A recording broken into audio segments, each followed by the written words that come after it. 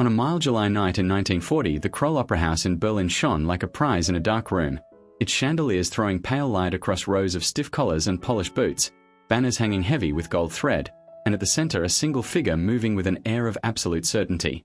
Adolf Hitler climbed the platform with the slow, measured step of a man who believes the world has bent to his will. His face was set, his voice trained to rise and fall in ways that made crowds lean forward. Around him, field marshals stood with medals catching the light. The hall smelled of cigar smoke and lacquer and something like triumph. He spoke for nearly 2 hours, not in the raw, shouting tone people sometimes remember, but in a voice that shifted between practiced sorrow and clipped command. He framed his words as a final mercy, a generous peace offered to Britain and her people. He spoke not only to Germans but to the entire continent, and he wrapped his offer in the language of reason. He asked the island nation to accept a new order, to spare lives and hold on to its empire by recognizing the reality of German dominance in Europe. In Berlin, people nodded and applauded. Foreign correspondents took notes. Some listened with real wonder as a conqueror tried to wear the coat of a statesman. In those quiet moments in the opera house, the air felt charged, the kind of electricity that makes listeners imagine an era changing at the sound of a single voice. Outside, the city lights dimmed like stars hiding behind clouds, and a long night lay over a continent that had been moving fast toward new shapes and harder lines. 600 miles away in London, a different scene unfolded. In a small, smoke-wreathed room at 10, Downing Street, Winston Churchill sat hunched over a map, a glass of whiskey at his elbow, the edges of the paper shadowed by the lamplight.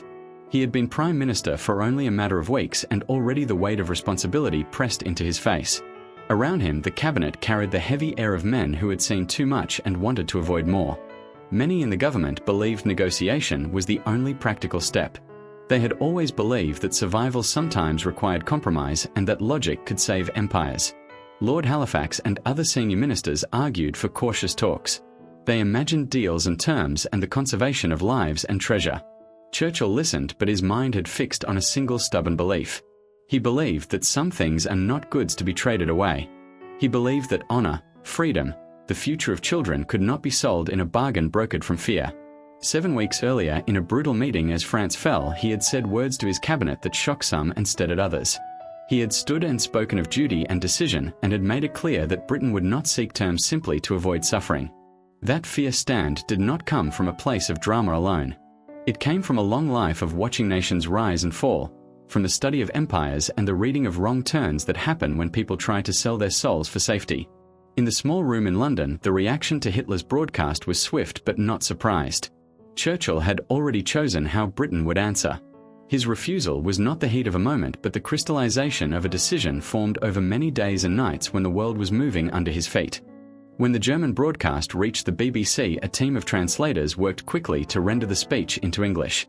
The words were precise and the tone measured, the sort of speech designed to persuade neutral listeners. Hitler used the language of compassion and reason, painting a picture of a continent exhausted by war and offering Britain a way to step back from the edge. He suggested that acceptance would preserve life, land, and dignity. In many capitals, people listened and asked whether negotiation might now be possible. In neutral Paris and in Lisbon, diplomats spoke in hushed tones, and in Washington, opinion makers leaned toward hope that perhaps the worst future might be averted.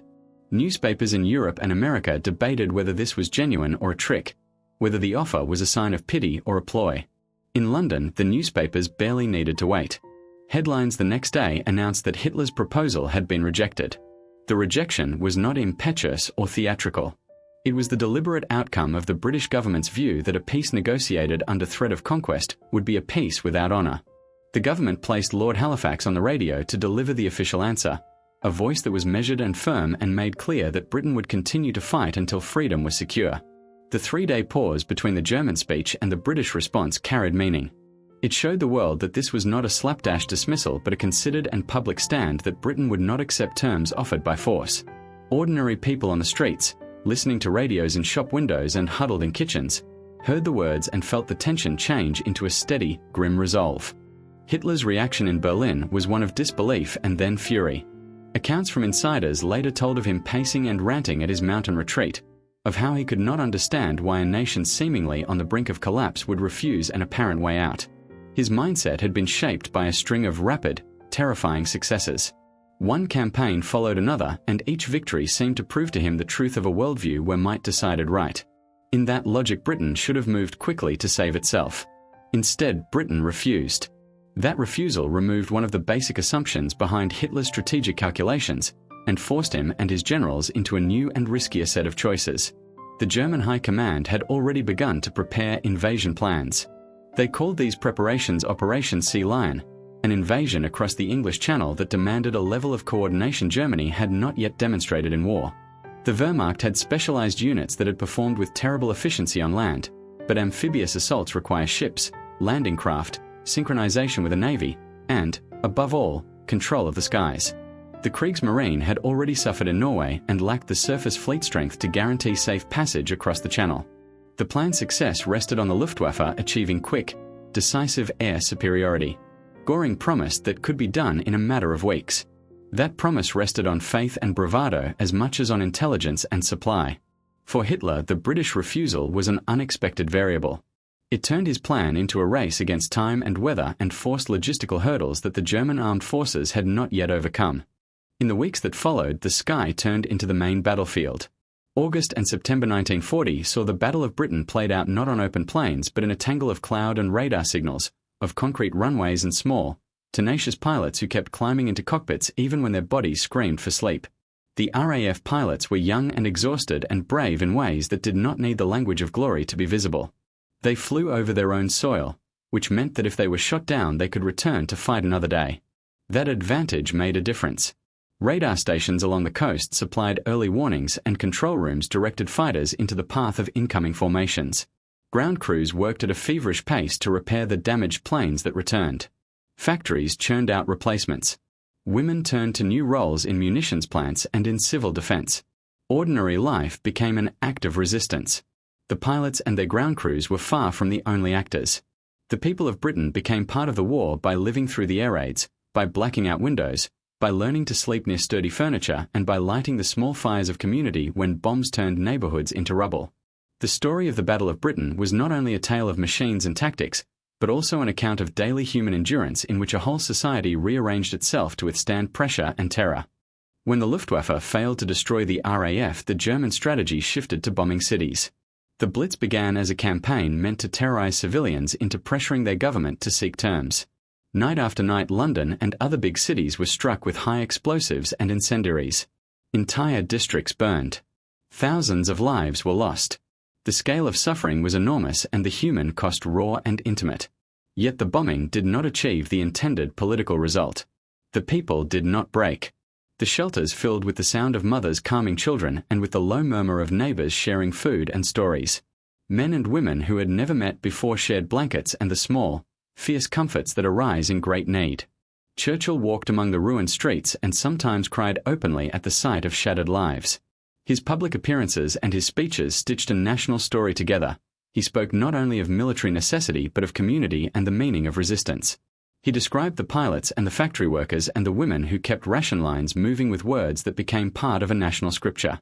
The phrase about owing so much to so few captured not only admiration for fighter pilots, but also the larger sense that ordinary people's sacrifices mattered deeply. When the Luftwaffe turned its fury to towns and cities, they discovered that people could bear more than a conqueror expected. Across the ocean in the United States, President Franklin D. Roosevelt watched and felt the weight of events. He could not send troops to fight in Europe, constrained by political realities and public opinion that still leaned toward isolation. Yet he understood that the survival of Britain mattered not just to a friend but to the future security of democratic nations worldwide. Carefully and often secretly, he mobilized support in ways that respected the rules the American public demanded. Deals were made, aid was arranged, and in September the Destroyers for Bases Agreement moved old ships to British service in exchange for base rights in the Atlantic. The language used in the United States framed these transfers as practical swaps and not interventions, but the effect was clear. American industry and politics slowly leant toward Britain. Supplies, aircraft, and ships began to flow in ways that would become vital. Roosevelt's choices were not simply acts of policy. They were a signal to other nations that Britain would not be left to stand alone forever, and that industrial capacity and moral leadership could combine to shift the balance over time. The cancellation of Operation Sea Lion did not come in a dramatic single moment. It came in a grinding recognition that the invasion could not be made safe or certain with the resources Germany had. Hitler postponed and then shelved the operation, writing in a directive that preparations would continue but that a crossing was no longer on the immediate timetable.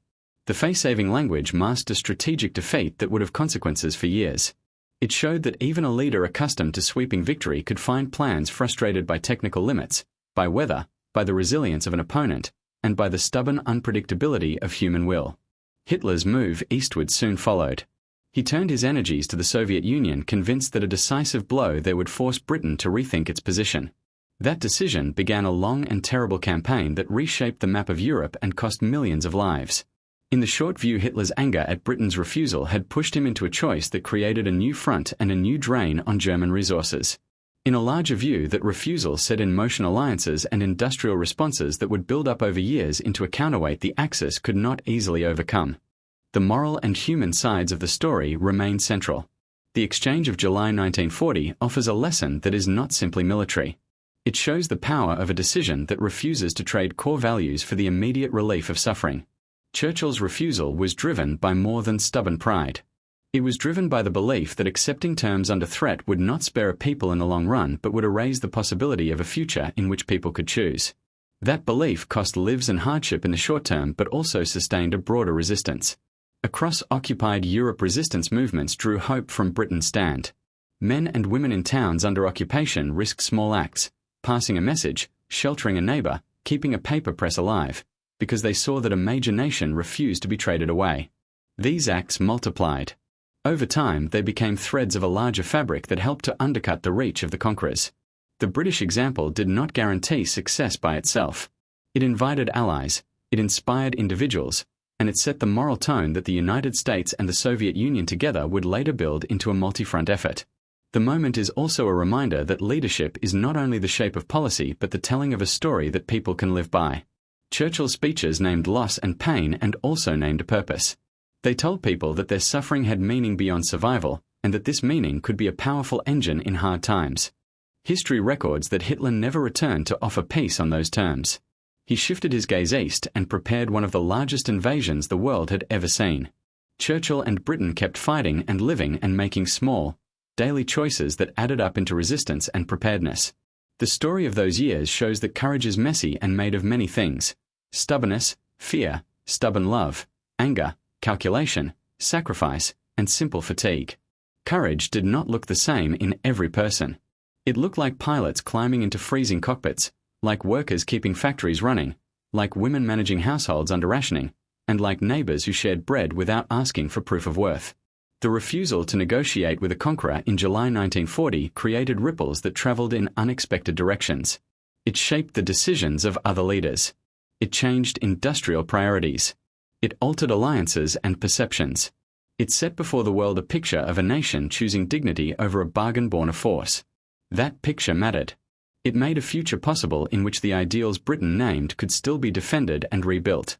The cost was heavy and the years long, yet that moment of refusal became a source not only of immediate stubbornness but of future recovery and a lesson for generations who would read the records later and try to understand what made people stand when everything looked lost.